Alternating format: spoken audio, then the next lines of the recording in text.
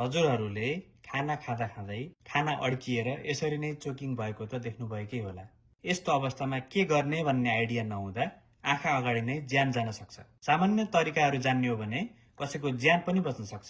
सबैभन्दा पहिला हजुर मान्छेको पछाडि बस्नुहोस्। यसरी पछाडि बस्नुहोस्। पछाडि बसिसकेपछि देब्रे हात चाहिँ छातीमा यसरी राख्नुहोस्। यसरी राखेपछि मान्छेलाई माथिल्लो भाग चाहिँ यसरी बेन्ड गराउनुहोस्। यसरी बेन्ड गराइसकेपछि खाना बाहिर निस्किन सजिलो हुन्छ। अनि यो दाहिने हातको यो हिलको भागले चाहिँ मजाले पछाडिबाट ब्याक ब्लो भन्छ यसलाई, यसरी हिर्काउने हो। कहाँ हिर्काउने भन्दाखेरि चाहिँ पछाडिको दुईटा हड्डी हुन्छन्, यो हड्डीको बीचको यो भागमा चाहिँ हिर्काउने मजाले। यसरी यहाँ राख्ने। यसरी हात राख्नुको कारण चाहिँ कहिलेकाहीँ यस्तो अवस्थामा मान्छे अचेत भएर ढल्न सक्छ, त्यस्तो नहोस् भनेर यसरी सपोर्ट गर्नको लागि यसरी राखेको। अनि यो हातले चाहिँ यसरी 1 2 3 4 5 यसरी हिर्काउने। यसरी हिर्किँदाखेरि अगाडिबाट खानेकुरा निस्किन्छ कि भनेर हेर्नु पर्यो। यदि निस्किएन भने चाहिँ नेक्स्ट स्टेप भनेको यो हातले फेरि अगेन अगाडि लाने। यसरी दुईटा औँला चाहिँ यो नाइटोको भागमा यसरी राख्ने। त्यसपछि दाहिने हातलाई चाहिँ दाहिने हात फेरि यहाँ घुमाउने। पहिला मुठी पार्ने, यसरी मजाले मुठी पार्ने।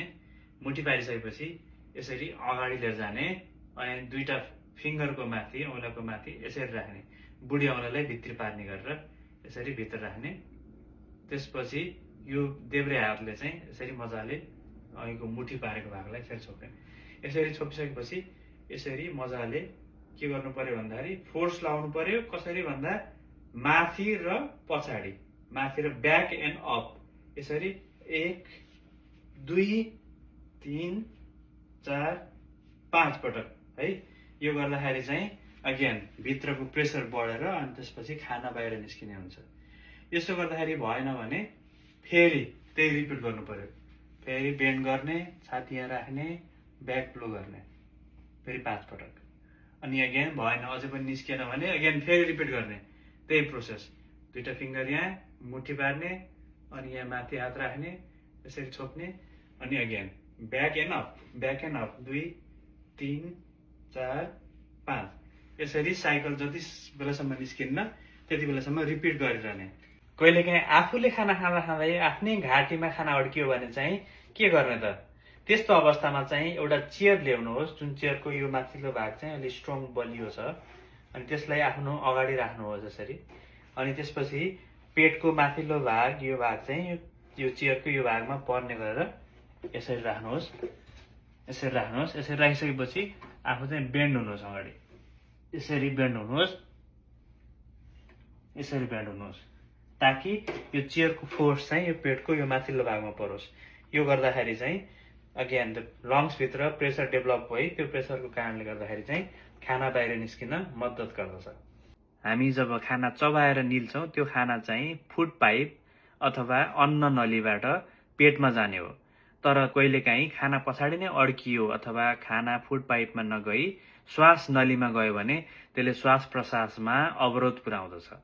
यसरी अवरोध पुर्यायो भने शरीरमा अक्सिजनको मात्रा कम हुन्छ र यो नै चोकिङ हो। चोकिङको सम्भावना बढ्ने कारणहरू चाहिँ पहिलो कारण ठुलो ठुलो पिसहरू राम्रोसँग नचपाइकन निल्यो भने, दोस्रो कारण चाहिँ छिटो छिटो खान खोज्यो भने, तेस्रो कारण चाहिँ कहिलेकाहीँ खाना खाँदा खाँदै बोल्यो अथवा हाँस्यो भने।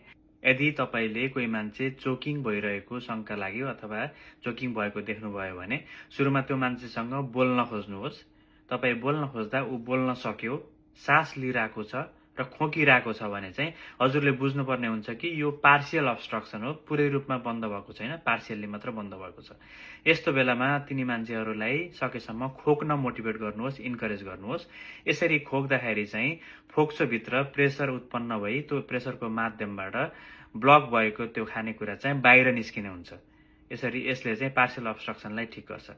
र तपाईँ बोल्न खोज्दाखेरि त्यो मान्छे बोल्न सकेन, खोक्न पनि सकिरहेको छैन, सास पनि भित्र बाहिर लिइरहेको छैन, यसरी हात घाँटीमा लगेर यसरी छोपेको छ र फेस पुरै निलो भइरहेको छ भने चाहिँ यो कम्प्लिटली अब्स्ट्रक्सन भएर यस्तो भएको हो। यो भिडियो हजुरहरूलाई मन पर्यो भने प्लिज सेयर गर्न नबिर्सिनु होला, किनभने यो भिडियोले कसैको ज्यान बस्न सक्छ र हामीलाई पनि सपोर्ट गरिदिनु होला लाइक कमेन्ट सेयर गरेर। र उहाँको नयाँ एउटा फेसबुक पेज छ जहाँ यस्तै मेडिकल भिडियोजहरू हामीले लिएर आउनेछौँ।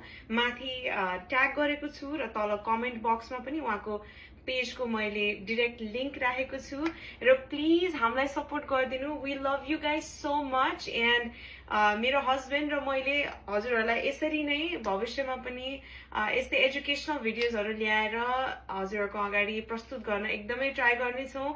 र thank you again, love you, thank you, by.